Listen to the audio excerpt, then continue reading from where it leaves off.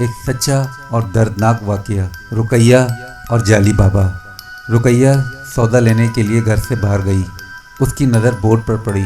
उसने बुरखे का निकाब नीचे गिराया और दुकान पर लगे बोर्ड की तरफ बढ़ गई। बोर्ड पर जली हरूफ में लिखा था, सहरी बंगाली बाबा, जादू टूना और काले इल्म की काट के माहिर, महबूब आपके कदमों में, घरेलू नाचाकी, सात बहू के झगड़े और दीगर तमाम मामलात के लिए रुजू करें। रुकैया ने दुकान में कदम रखा। सब्ज मोटे पुराने से पर्दे के पीछे एक काउंटर बना हुआ था जहां एक बड़ा सा डब्बा पड़ा था। एक तरफ पानी का कूलर और उस पे मैला सा गिलास पड़ा था। काउंटर के पीछे काला भजंग मोटा सा आदमी सर पर टोपी जमाए बैठा था। वो हर आने वाले को टोकन देता और 500 का हदिया वसूल करके डब्बे में डाल देता।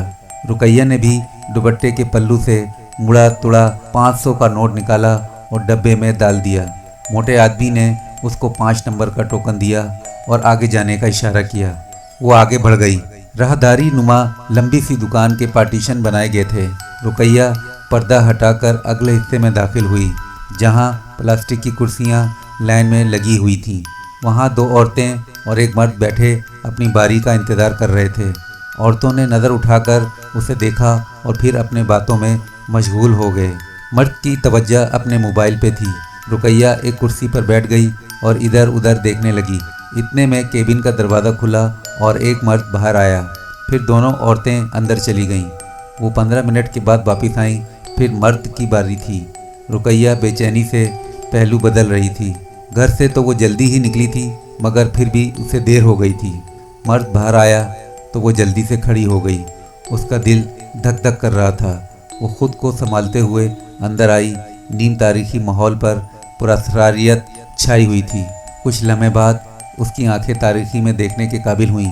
सामने एक तख्त पे एक मकरूआ सूरत बंगाली बरजवान था।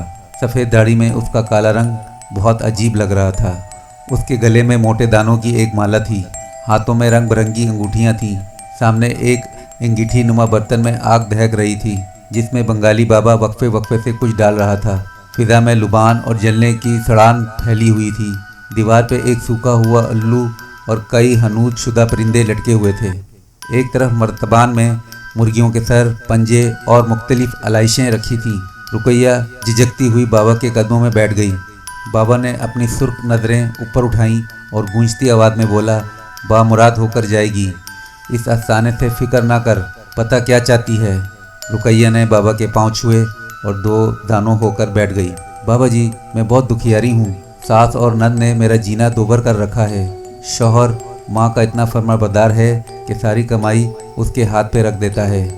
बस बाबा जी, कोई ऐसा अमल बताओ कि वो मेरा होकर रह जाए। मेरी देवरानी भी आपके पास आई थी और अब वो अलग घर में अपने मियाँ के साथ रहती है। रुपये पैसे की भी रेल फैल है। मेरी भी इन सांस नदों से जान छुड़वाएं। रुकैया के लहजे में हसद और नफ़रत इंतहाई दर्जे की छू रही थी। बाबा जी ने अपनी आंखें बंद कर लीं और मुराकबे में चले गए। कुछ देर मुंह में बुदबुदाने के बाद एकदम आंखें खोल दी और गैर गज़ब में बोले, तेरी सास ने तुझ पे जादू करवाया है, मगर हम इसका तोड़ करेंगे। काम मुश्किल है, जो हम कहें उस पर अमल करना। तो रुकैया ने कहा, जी बाबा जी, आप जो कहेंगे वही होगा। बाबा जी ने एक पुतला निकाला और उसमें सुइयाँ चुभोईं और रुकैया के हवाले किया। ये रात 12 बजे किसी ताज़ा कब्र के सरहाने दबा देना और 3 रातों को इस कब्र के सराने एक वजीफ़ा पढ़ना है। ये कर, फिर अगला अमल बताएंगे। अब जा, ये कहकर वो दोबारा अपने वजीफ़े में गुम हो गया। रुकैया अपने बिस्तर पे पहलू बदल रही थी। असलम के इस पूरे हफ्ते नाइट ड्यूटी थी। वो एक मिल में टेक्नीशियन था। साथ वाले कमरे में उसकी साथ इशा की नमाज के बाद वजीफ़े में मशगूल थी। फिर वो सो जाती और तहज्जुद के वक्त उठती। सास के साथ उसकी 17 साला नंद मीठी और बेफिक्र नींद सो रही थी। सास ने वजीफ़ा ख़त्म किया और आयतल कुर्सी का हसार बनाया और लेट गई। चंद लम्हों बाद उसके खराटे गूंज रहे थे। रुकैया धीमे से उठी, अलमारी से पुतला निकाला, काली चादर ओढ़ी और खामोशी से बाहर निकल गई। हर तरफ हू का आलम तारी था। चंद गलियां अबूर करके एक बड़ा मैदान था जिसके साथ ही कब्रिस्तान था। वो कब्रिस्तान में दाखिल हुई। उसकी नज़रें ताज़ा कब्र की तलाश में थी। एक छोटी सी कब्र जिसकी मिट्टी भी नम थी और उस पर ताज़ा गुलाब की पत्तियां मौजूद थीं। वो दिल कड़ा करके कब्र के सरहाने पहुंच गई। इंसान की नफ़रत भी अजीब चीज़ है, इसे अंधा बना देती है कि वो गलत और ठीक में तमीज़ के काबिल नहीं रहता। रुकैया को भी नफ़रत ने बहादुर बना दिया, मगर उसकी अकल पे पर्दा डाल दिया। वो छोटे औजार से कब्र का सराहना खोद रही थी। फिर उसने उसमें पुतला दबाया और वापस पलटी, मगर उसके कदम गोया ज़मीन ने जकड़ लिए। सामने कब्रिस्तान का गोरकन उसे कशमगी नज़रों से घूर रहा था। रुकैया बुरी तरह घबरा गई, गोया वो रंगे हाथों पकड़ी गई थी। उसने जल्दी से चादर से मुंह ढका और तकरीबन दौड़ती हुई वहाँ से भाग आई। घर पहुँचने तक वो बुरी तरह हाँफ चुकी थी। कमरे में आते हुए उसकी नज़र सास के बिस्तर पर पड़ी। वो वहाँ मौजूद नहीं थी। अब तो उसके हवास गुम होने लगे।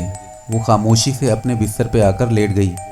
सुबह उसकी आंख खुली तो उसकी नंद स्कूल जाने के लिए तैयार हो रही थी, जबकि उसकी सास चूल्हे पर तवा रखे रोटी बना रही थी।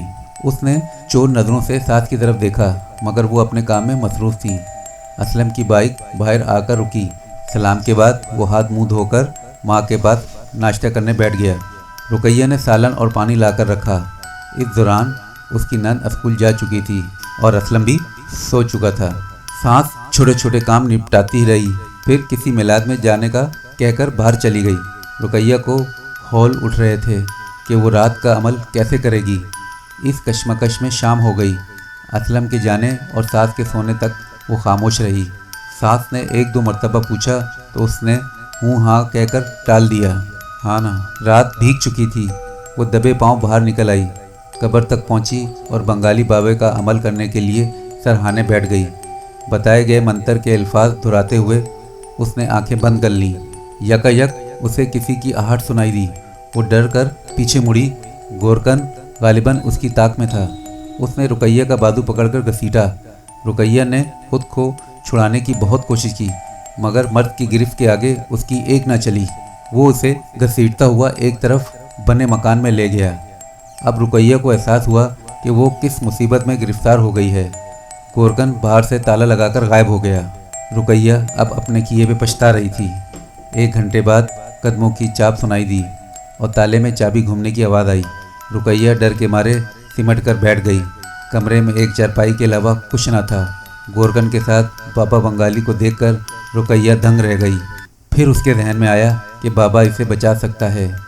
वो बाबा के कदमों में लिपट गई और फरियाद करने लगी कि मैं अमल करने आई थी। बाबा के चेहरे पे शैतानी मुस्कुराहट थी। अब रुकैया अपना सब कुछ गंवा बैठी थी।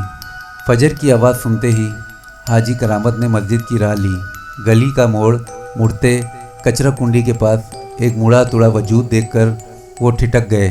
उसकी नफ्स टटोली और ज़िंदगी की हल्की सी रमक पाकर फ़ौरन अपने घर बेटे को फ़ोन किया। दोनों बाप बेटा रुकैया को घर ले गए। हाजी साहब ने बेगम को सूरत हाल से आगाह किया। रुकैया को होश आ चुका था, मगर वो शौक की हालत में थी और अपना सब कुछ गंवा बैठी थी। हाजी साहब और उनके घर वालों के हमदर्दाना रवैये ने इसे सब बताने पे मजबूर कर दिया। सारी दास्तान सुनकर हाजी साहब उसके बताए पते पर उसके घर जा पहुँचे, मगर वहाँ मातम का आलम था। असलम काम करते हुए इलेक्ट्रिक शॉक लगने से जहाँ बहाक हो गया था और उसकी मैयत सहन पर पड़ी थी। सास और सादिया का रो रो कर बुरा हाल था। हाजी साहब ने वापस आकर रुकैया को जब ये खबर सुनाई तो वो दंग रह गई। बहुत मुश्किल से उसे घर ले जाया गया। उसका दिमाग उलट गया और वो ख़ुद को इल्ज़ाम देने लगी, जिसको हासिल करने के लिए उसने खुदा को फरामोश करके बहाबा का सहारा लिया और सब कुछ उससे जुदा हो गया। रुकैया नीम पागल हो गई। सारा दिन गलियों में कभी असलम को तलाश करती तो कभी छुरी लेकर बाबा की तलाश में निकल जाती, मगर बाबा ने शायद किसी और शहर डेरा बसा लिया जहाँ कई ज़ईफ़ अल्तकात औरतें उसका शिकार हो रही होंगी। रुकैया के 2 माह कबल वफ़ात हो गई।